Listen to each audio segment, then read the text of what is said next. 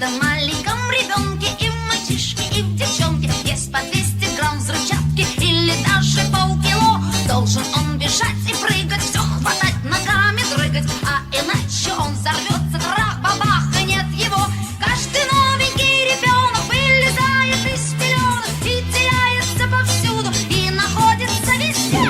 Он всегда куда-то мчится, он ужасно огорчится, если что-нибудь на свете вдруг случится без него.